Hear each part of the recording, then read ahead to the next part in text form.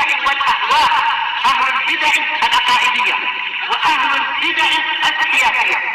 نقول بيننا وبينكم السلف، بيننا وبينكم الكتب، كان فيقول البدع بيننا وبينكم. Bismillahirrahmanirrahim. Alhamdulillah. Wassalatu wassalamu ala Rasulillah wa ala alihi wa sahbihi wa sallam. Kita meneruskan bacaan kitab Bulughul Maram yang ditulis oleh Al-Hafidz Ibnu Hajar Al-Asqalani rahimahullah taala. Masih di Kitabul Buyu' bab riba, bab tentang riba. Pada pertemuan terlewat, larangan yakni jual beli ainah sudah kita sebutkan ya bentuknya. Kemudian juga untuk kemudian seseorang itu condong kepada kehidupan dunia, kemudian meninggalkan jihad, wataraktumul jihad, maka ini menjadi sebab kerendahan mereka. Tidaklah mereka bisa menjadi mulia lagi kecuali dengan kembali kepada agama mereka.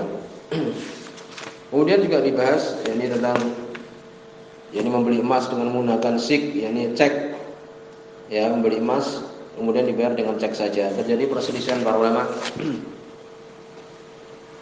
Ini Syekh Utsaimin mengatakan ini haram. Walaupun yang lainnya mereka para ulama mengatakan boleh. Tapi lebih bagus untuk ditinggalkan. Syekh bin Baz, Lajnah Daimah mengatakan boleh. Cek kita tahu dengan menggunakan kertas itu.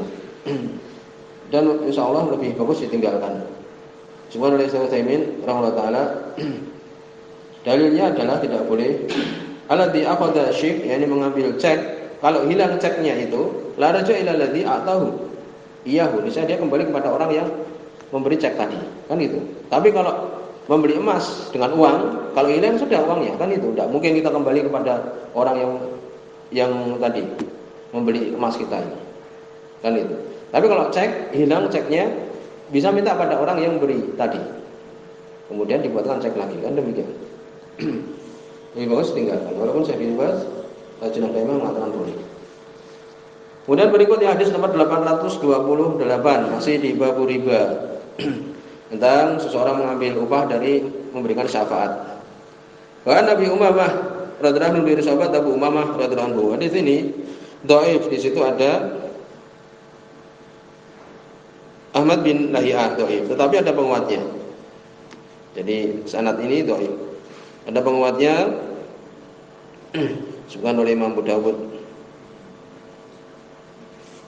Demikian juga disebutkan oleh Imam Ahmad rahimahullah taala. Syalbani mensahihkan.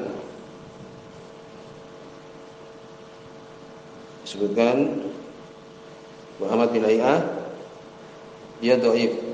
Kemudian ada penguatnya Umar bin Malik As-Silabi. Jadi di sini adalah sahih. Disebutkan dari Abu Umamah radhiyallahu anhu Nabi sallallahu alaihi wasallam, dari Nabi sallallahu alaihi wasallam qala, beliau mengatakan, "Man syafa'a li akhihi syafa'atan," barang siapa memberikan syafaat kepada saudaranya dengan suatu syafaat. Ini seperti seorang umpamanya mau membeli rumah, kemudian dia tidak bisa membeli karena harganya terlalu mahal. Ada temannya yang memberikan syafaat. Aku memberikan syafaat kepada kamu, kepada pemilik rumah itu. Kemudian terjadi perbincangan, akhirnya harganya diturunkan. Nah, ini memberikan syafaat. Dan itu amalan yang saleh, memberikan syafaat itu. Isfa'u tujaru, berikanlah syafaat kepada manusia, kalian akan mendapatkan pahala. Demikian Nabi mengatakan.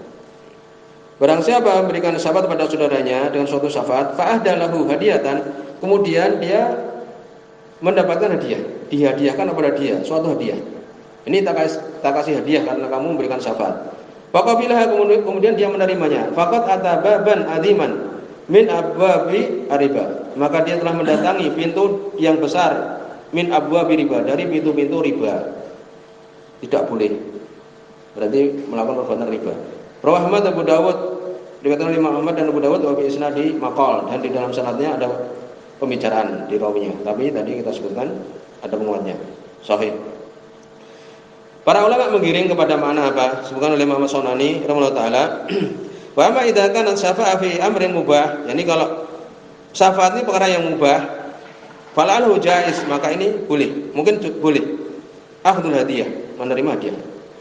Li'annaha mukafa'atun ala ihsan ghairi wajib, karena dia mukafa'ah, memenuhi kebaikan yang tidak wajib itu. Jadi gitu. Jadi ini ingin ya ini balas budi lah intinya, atau memberikan kebaikan pada orang yang berbuat baik pada dia, memberikan syafaat tadi. Kesimpulannya adalah gitu. Islam Ibnu Taimiyah menyebutkan juga seperti itu. Imam Syaukani rahimahullah taala.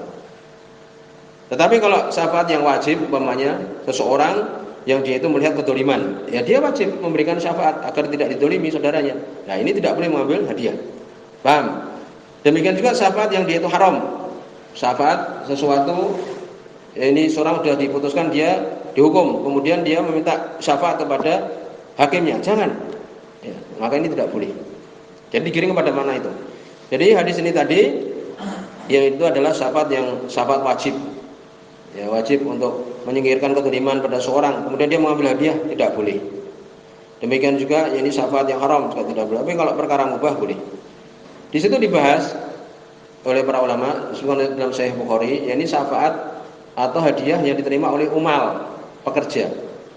Umpamanya orang yang bekerja di rumah sakit, perawatnya, dia kadang mendapat hadiah dari apa? Dari pasien atau keluarga pasien.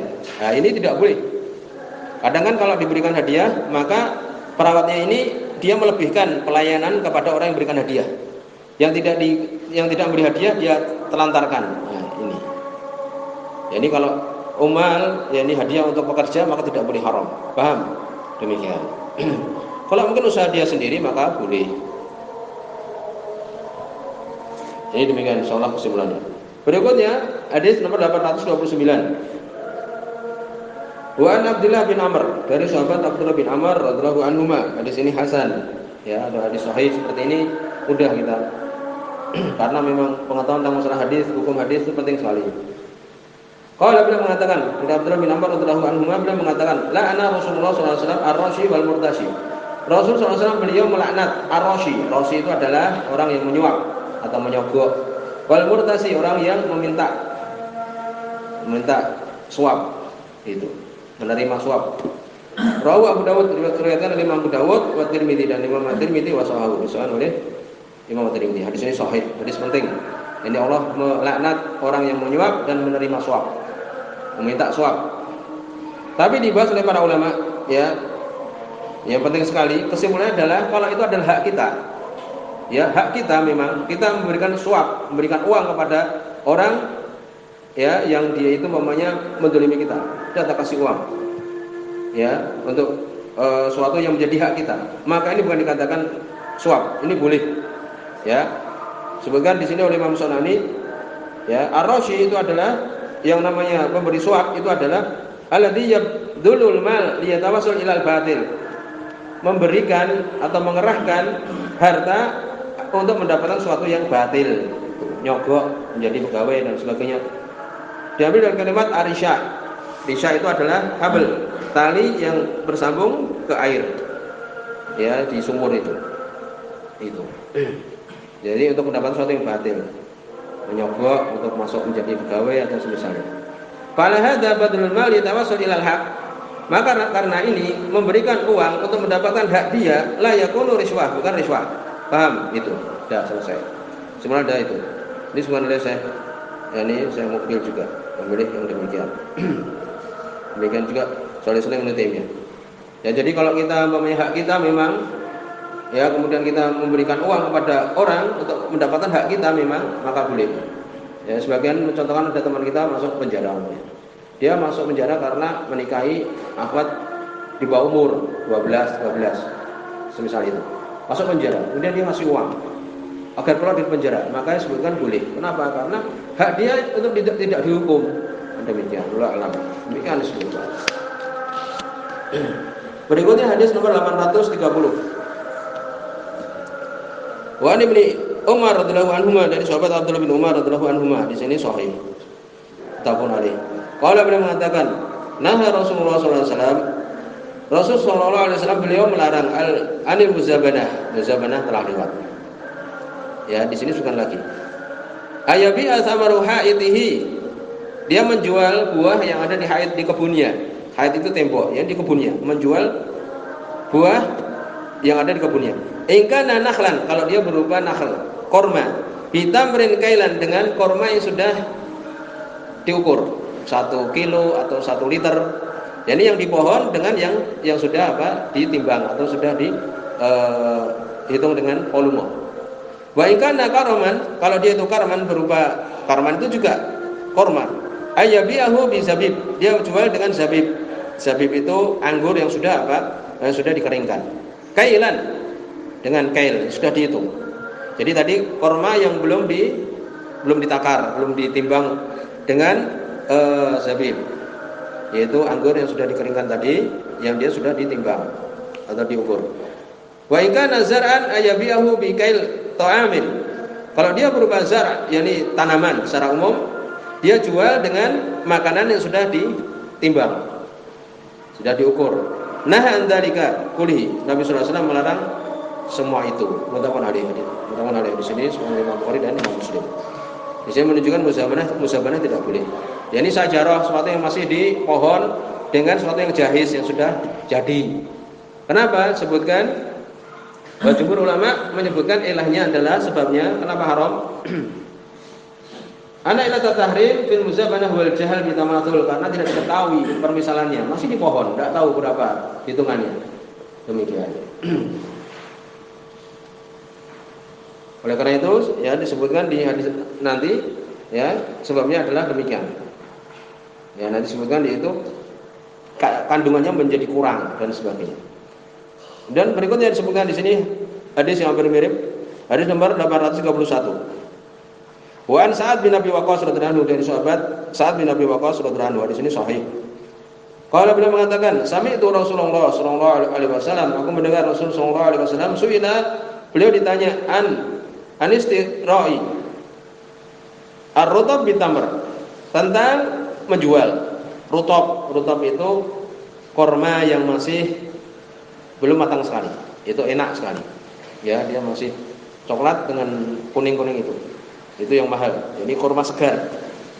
Bitamr dengan korma yang sudah masak. Kalau korma masak itu kan awet, bisa 1 bulan bahkan lebih, bahkan kadang 1 tahun. Ini di sini dia menjual rutab dengan tamar, atau mungkin membeli rutab dengan tamar. Faqala, maka Nabi SAW beliau mengatakan, ayang kusu rutab idaya bisa, apakah rutab itu dia menjadi yang kurang apabila dia kering? Iya, ya rutab itu kalau kering dia kadang-kadang malah rusak, kadang-kadang beratnya menjadi kurang memang. Nah, dia masih segar. Qalu na'am, para sahabat mengatakan iya. Pada dzalik, maka Nabi SAW melarang demikian. Ini, jadi apa ilahnya ya tadi, dia menjadi kurang. Kalau dia lama-lama nanti timbangannya kurang. Rawahul khamsah, diriwayatkan oleh yang 5. Imam Ahmad, Abu Dawud, Tirmidzi, Ibnu Majah, Nasa'i. Wasahahu Ibnu al-Madini. Ibnu al-Madini mensahihkan, wa Tirmidzi dan Imam Tirmidzi, wa Ibnu Hibban dan Ibnu Hibban, wa Hakim dan Hakim. Ini jelas, ini jual beli muzabanah telah lewat. Mereka menyebutkan keluar di situ aroya, nanti akan disebutkan. Ini kalau seorang punya tamu, umpamanya dia punya tamar yang dia itu sudah masak, kemudian dia ingin rutab yang ada di kebun saudaranya, boleh. Ini dikhususkan jual beli aroya. Kemudian berikutnya hadis yang terakhir di bab ini, hadis nomor 822. Wa Ibnu Umar radhiyallahu anhu, dari sahabat Abdullah bin Umar radhiyallahu anhu, di sini dhaif jiddan, lemah sekali. Di situ ada Musa Ar-Rabadi, syadidud dha'f. Musa Ar-Rabadi lemah sekali. Ana Nabi sallallahu alaihi wasallam, sungguhnya Nabi sallallahu alaihi wasallam naha an bai'il al-kali bil kali. Nabi sallallahu alaihi wasallam beliau melarang jual beli bai' al-kali bil kali. Kali bil kali itu muakhir bil muakhir, yang nanti dengan yang nanti. Selain mengatakan menjual hutang dengan hutang. Ada beberapa bentuk. Nabi melarang jual beli kali bil kali, yakni adain bidain, yakni hutang dengan hutang. Rawi Ishaq wal Bazar, diriwayatkan oleh Ishaq. Demikian juga Al-Bazar, Imam Al-Bazar rahimahullah. Bisnadin dhaif, dengan sanad dhaif sudah kita sebutkan. Jadi ya di sini dhaif sekali. Walaupun sebagian mengatakan ijma' dalam permasalahan ini. Bahkan saya menukilkan juga mengatakan ijma'. Ibnu Munzir menyebutkan ijma', demikian juga Imam Nawawi, Imam Ahmad rahimahullah taala. Ini tentang tidak boleh menjual hutang dengan hutang. Apa itu bentuknya hutang dengan hutang? Umpamanya saya punya uang pada orang yang dia itu hutang. Akhirnya kita minta pada orang yang hutang itu, mana uangku? yang kamu hutang. Tidak bisa.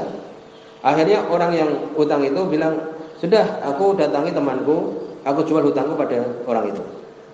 Kemudian datang kepada orang lain si B namanya. Langsung kemudian, ini hutangku, belilah hutangku. Atau saya punya uang tadi bilang, sudah ini hutangku kamu yang nanggung. Hutang temanku ini kamu yang nanggung, bagaimana? Nah, ini tidak boleh. Jadi menjual hutang dengan hutang, jelas sekali. Jadi dialihkan hutangnya pada orang lain, menjual hutang dengan hutang. Akhirnya kita ambil motornya dia sebagai bentuk bahwa hutangnya sudah dialihkan kepada si B tadi. Gitu. Walaupun wala alam Ibnul Qayyim, demikian juga Syekhul Islam Ibnu Taimiyah disebutkan di sini oleh Syekh Muhammad bin Izah rahimahullah mengatakan bahwa ini tidak ada ijma'. Ya, demikian. Jadi boleh untuk kemudian bentuk hutang tadi boleh. Tapi untuk hati-hati jangan. Ya, karena sebagian mengatakan itu ijma', tidak boleh. Kalau yang jelas yaitu apa? As-salam illam yuqaddim al-mal bi majlis aqd bal jalahu mu'akhiran fi dimatihi. Ini pernah kita contohkan, umpamanya kita menjual kambing. Kan boleh. Itu namanya jual beli salam. Bukhari Muslim. Yani kita menerima uang dulu. Belikan kambing harga 3 juta. Mana uangnya? Ya, ini uangnya. Bagaimana ciri-cirinya? Laki-laki, kemudian yang pantas dan sebagainya. Barangnya kapan? Besok? Ya, tidak apa-apa. Uangnya terima dulu. Maka ini boleh. Yang di sini, yang di itu jual beli kali bil kali, yaitu apa? Dia belum ngasih uang. Sama-sama orang yang mau membelikan barang itu juga belum ada barangnya. Uangnya kapan? Besok juga, sama-sama besok. Maka ini sebutkan tidak boleh. Bal ja'alahu mu'akhiran, dijadikan besok baru. Ini tidak boleh. Walau demikian, di sini subhanallah wa bihamdika asyhadu an la ilaha illa anta astaghfiruka wa atubu ilaik.